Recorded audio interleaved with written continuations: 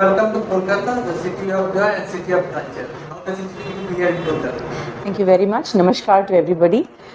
It's a great pleasure and, in a way, a dream come true because I think Kolkata is such a culturally vibrant and historical city. And more importantly, for people from Tamil Nadu, we have a wonderful relationship with West Bengal and Kolkata in particular, historically and currently. So I'm very thrilled to be here. Ma'am, if you talk about today's production to our viewers.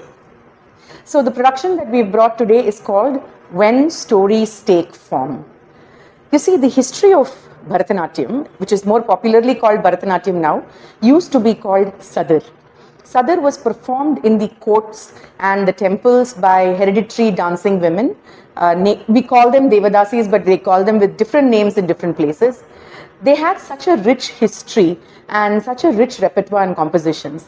This particular production not just brings their history, but talks about the multicultural history of this country and the art forms. So when stories take form, take you through the history of Sadir and the history of dance through the multicultural and cosmopolitan diverse cultures that it came from.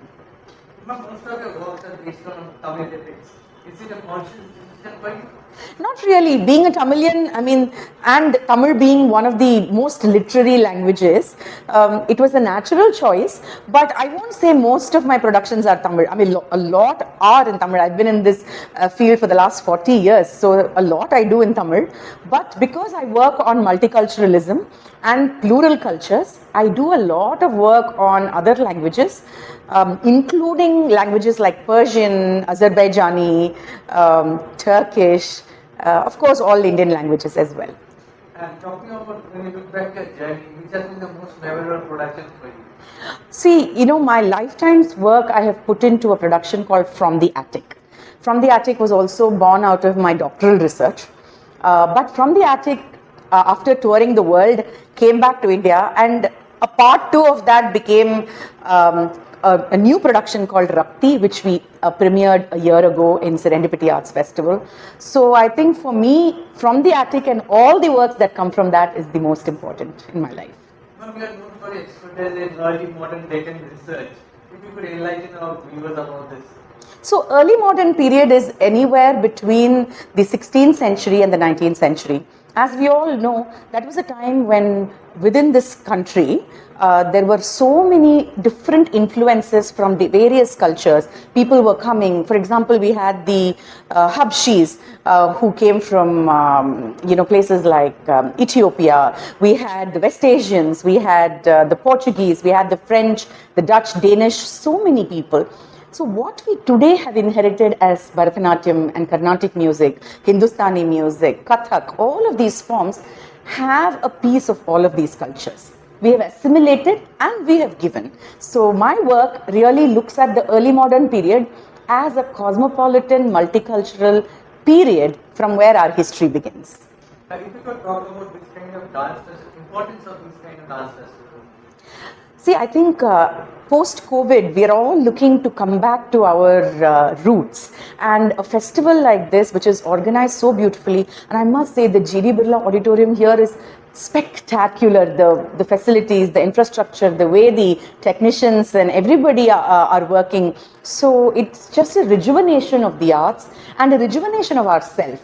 So I think it's extremely important, and I'm so glad that the Bharatiya Vidya Bhavan is taking leadership on this Nritya Gatha festival. Ma'am, you run an institute. If I ask you, aren't the young generation taking interest in Indian classical dance? Absolutely. In fact, I think earlier they used to learn it just as as a time pass, or as we call it, as a prize. Usually parents send children because they want to get them good grooms to get married. But now the way at least I teach it, we teach it as Sadir. I'm also teaching them the context of the art. They are very interested in the deeper questions. So I think the younger generation now are exceptionally intelligent, and they want to be thinking dancers. And your take on this concept of fusion with Indian classical dance form, what's your take on this? You see, as I said, multiculturalism is already part of our history. So this idea of fusion, this newness, is, I think, overrated. That doesn't mean that we can't do new things. We must keep doing new things. But I think going back to our roots is also something that will keep strengthening our efforts to go forward. My last question, a lot of youngsters are watching this. If they want to pursue a journey into not only dancing, performing arts, your word of advice? My word of advice is, in this very fast digital world where, all of us are dopamine addicted, which is, quick scrolling, the arts give you immersion. You stay with it, you be long enough there, and you learn to appreciate the slowness of things, and that helps the cognitive and creative mind. So my advice to young people is, be with it, even if it's in the beginning a little tough, because you come from a different world. You will benefit a lot, and it'll be a friend for life, the arts. Thank you for this wonderful interaction. Thank you very much.